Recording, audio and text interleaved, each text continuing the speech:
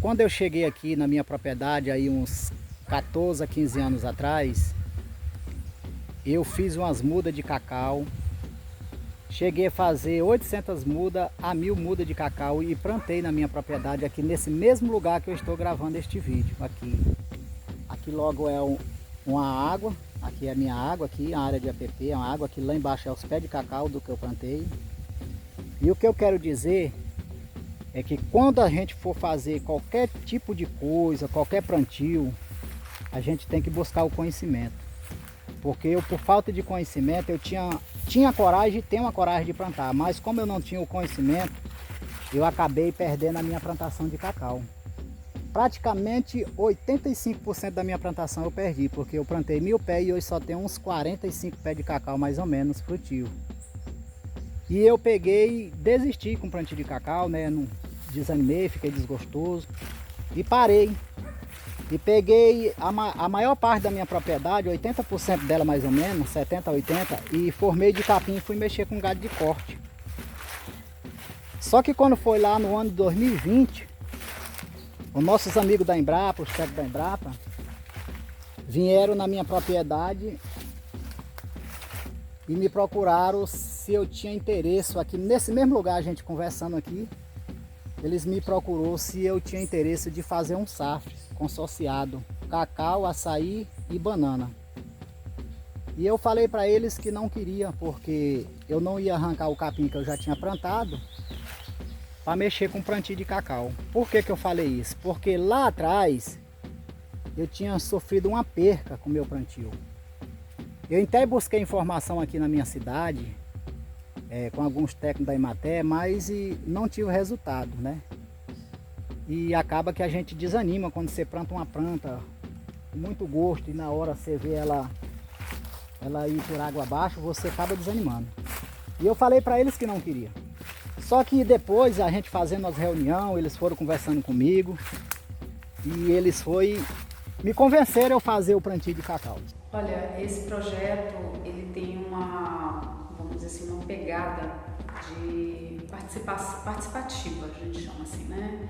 Que é trabalhar de maneira colaborativa com agricultores familiares, um público-alvo específico desses agricultores familiares assentados de reforma agrária, né? Que estão estabelecidos em assentamentos rurais no sudeste do Pará, né? A Embrapa aprovou em 2018 um projeto pelo Fundo Amazônia, onde o edital, né, que a gente participou e tinha como foco principal trabalhar com o público da agricultura familiar, né, os pequenos produtores das regiões de grande alteração do bioma amazônico, né? De grande alteração em que sentido? Onde houvesse um contingente de áreas alteradas ou degradadas e que onde também a Embrapa pudesse transferir suas tecnologias para solucionar esses problemas da degradação nesses ambientes.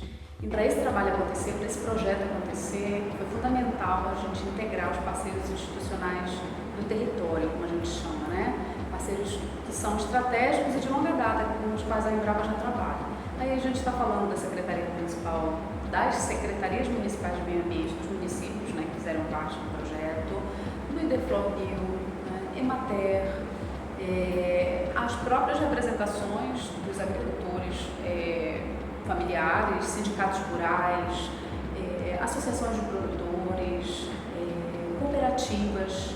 Então, assim, foram elencados uma série de parceiros institucionais, eles foram convidados a participar de um momento que a gente chamou de oficinas territoriais.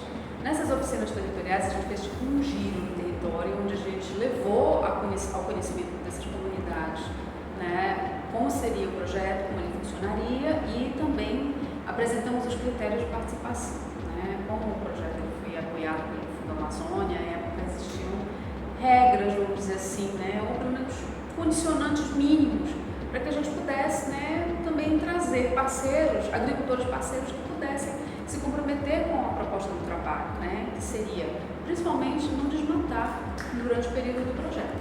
A gente lançou, né, um termo chamado restauração bioeconômica, que que seria a partir de florestas multifuncionais, né, essas florestas que conseguem restaurar o provisionamento de serviços, né, a exemplo do sequestro de carbono, da proteção do solo, do provisionamento de água em qualidade e em quantidade, da polinização, né, criando habitat para polinizadores, que inclusive ajudam a melhorar a produção agrícola, né? Então, na perspectiva aí da gente conseguir ganhar escala na restauração, né, e com isso cumprir os acordos globais pró-clima, né? Então não é novidade para ninguém que a gente atravessa um período de crise climática e é necessário a gente criar tecnologias, inovação, alternativas de desenvolvimento sustentável. Então é com esse enfoque que a minha pesquisa se desenvolve. Quando a gente fala em bioeconomia, múltiplos conceitos podem surgir na nossa cabeça, né? Então existe o conceito da bioeconomia bioecológica, existe o conceito dos biorrecursos, existe o conceito da biotecnologia. E esse último conceito me lembra um artigo recentemente publicado pelo nosso grupo de pesquisa, né, por mim como primeiro autor, no qual a gente faz um levantamento e percebe que as empresas que estão patenteando produtos da biodiversidade no Brasil, a grande parte desses produtos não são de espécies nativas e arbóreas, né? Que são essas espécies justamente as espécies que a gente quer adotar em sistemas de restauração. Pensar na ocupação da Amazônia, né? Como um processo, e pensando essa ocupação com o objetivo da exploração desse território, é inevitável que nós voltemos no tempo e consideremos o processo da colonização, né? E os séculos da colonização em si, século XVII ao século XIX. Então, de um modo geral, nós vamos ter um projeto de ocupação desse território visando 3 frentes, que se conversam entre si, se relacionam, né, entre si. Uma ocupação para a exploração de caráter econômico dos recursos naturais dessa região, recursos esses explorados principalmente através do extrativismo, mas já ali séculos XVIII e XIX nós temos uma atividade de agricultura e pecuária já importantes, né? Nós temos essa ocupação desse espaço devido a uma frente religiosa, cultural, porque é um momento e é um espaço para a expansão e difusão do cristianismo, catolicismo, e nós temos ao longo desses séculos, desse processo também uma ocupação política, né? Porque eram territórios em disputa na época. Então a Amazônia, esse território que nós conhecemos hoje, era um território em disputa, de cobiça entre os europeus. Então era preciso, de alguma maneira, ocupar esse território, e aí essa ocupação demográfica, né, para que esse território ele não fosse alvo de cobiça e que fosse passada a mensagem de que aqui já havia um domínio português. Se a gente analisa do ponto de vista histórico, a relação que o homem estabelece com a natureza é uma relação de expropriação, uma relação de retirar da natureza os recursos necessários para a sua sobrevivência. No entanto, do ponto de vista histórico, há um desenho, uma forma específica de organizar e produzir a vida material que a gente chama do sistema capitalista de produção. Então, a forma pela qual o homem estabelece a relação com a natureza no sistema capitalista de produção, ele é singularizado. Ele é singularizado porque a natureza, em última instância, passa a ser um espaço onde onde será extraído o máximo de recurso possível, tendo como objetivo final a acumulação de riqueza.